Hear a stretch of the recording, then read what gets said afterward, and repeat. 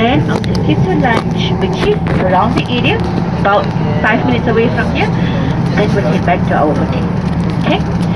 Now, for starters, ladies and gentlemen, to kickstart our city tour, let me introduce my city to all of you. In fact, let me introduce my country to all of you. Now, as you know, from the world map itself, Singapore is a very small country. It is literally just a red dot on the map. But I don't want to make this into a geography class. So let me tell you roughly, Singapore is a total of 719 square kilometers. 790. Again, facts, numbers and figures are very boring on me, correct? So how can you imagine 790 square kilometers? I'm going to give you a rough idea right now. Where you all started just now, that is the eastern point of Singapore from the airport, right? Now, if I were to give you a car and I told you, sir, madam, take this car, start driving across the country all the way to the western tip. Now, if you've had some read-ups about Singapore, you would know that there is a bird park here, and that bird park is located all the way in the western tip of Singapore. It's been recently moved, just last week only, but the prior place used to be at the western tip. Now I tell you, Changi Airport, you start driving, go to the bird park. That will take you just 40 minutes. Finish. Done. Good. That's it. In other words, it's only 40 kilometers. This east to the west, 40 kilometers. That's it. But if we are talking northern point and southern point, that is even shorter. Northern point is where, if you've heard of Singapore Zoo, the Singapore Night Safari, that is located there only. Southern part, in the evening, later on, you will go. That's where Gardens by the Bay is. Tip to tip, that is only 20 kilometers. In other words, center, Orchard is central. So, tip to tip, north to south, that is 20, east to west, that is 40. So that is just the entire area of Singapore country. If you take the metro to explore the entire Singapore country, 1 hour, 15 minutes, you are completely done. That's all. Finish the tour of Singapore. Oh shit. So that is how small we are, ladies and gentlemen. But you know what? 20 years ago, if you happen to come to Singapore, you realize that Singapore was much smaller. Back then, we were only about 740 square kilometers. And previously, we were much smaller as well.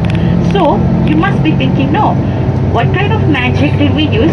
From 600 square kilometers, we managed to expand all the way to 790 square kilometers. That answer is land reclamation.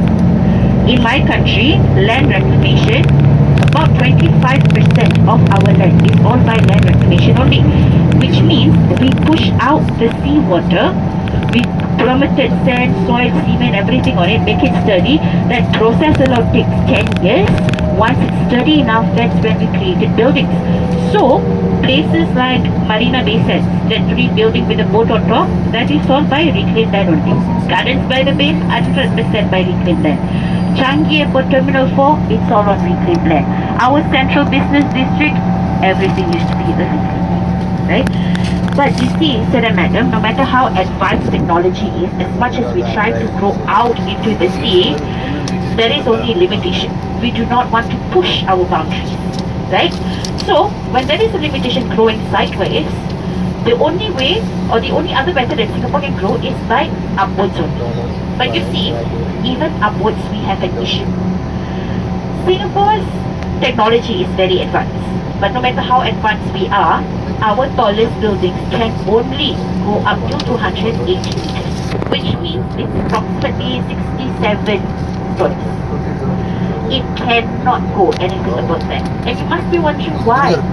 You see, from wherever you are, even to the eastern point of Singapore, by the western tip, right? It only takes just about 40 kilometers down. In the city area, that's about 20 meters down. Kilometers, sorry. So, under aviation ruling, if our buildings go over 67 stories, the aircraft, they cannot take off and they cannot land. They will crash into the buildings itself. So, because of that reason only, ladies and gentlemen, the tallest buildings that we have here in country is only 280 meters. So, sideways we have issues, upwards we have issues. The only method we can grow is by downwards only, right? Now, downwards, ladies and gentlemen, if you look around you right now, you might notice one difference Singapore have with your home country is that there are no telephone wires. Don't you realize? There are no electrical wires as well. The reason being, all electrical and telephone wires are nicely organized underground only. First layer of the underground is where we have the telephone wires and the electrical wires. Second layer of the underground, we have the basement car park, basement shopping center, underpasses. Wow. Third layer, that's where we have our metro systems. So as we speak right now, our metro system is right underneath us. Fourth layer, 780 meters all the way down, that is where we have our sewage system. Now, today it is in 2023. If you come back, say 2033, 10 years from now, if you come back, you'll realize that Singapore is a totally different country. Because we're not only talking about one city on land, but we are talking about another city underground as well. The project plan has been mooted. We are planning to build hospitals, schools, housings, offices, everything below 780 meters. We are trying to recreate another city right underground. And I'm sure right now you're watching, oh my god, why is Singapore so obsessed with space, right? You're trying to grow into the sea, you're trying to grow up, you cannot grow up, you try to grow downwards. The only reason for this is because in Singapore, my country, do not have any form of resources. We've got no natural resources at all. Everything we have to import it from other countries, including sand, including soil, including cement, everything. So here in Singapore, the only sort of resource that we have, and is vital to us, is human resource. We need as many humans as we can, right here in Singapore. Now, our projected or our required population would be 5.9 million population. Right now, we're only at 5.4 million population. We're off by a few million. So if, let's say, we have those 5.9 million population right now in the current state and the current condition that we have, everything will just plummet downwards like a sinkhole. It will not be enough space to adapt to such density. So that is the reason why only Singapore is trying to build as many spaces as we can so that more people can come in and to continuously prosper for Singapore country. Are we doing okay, guys?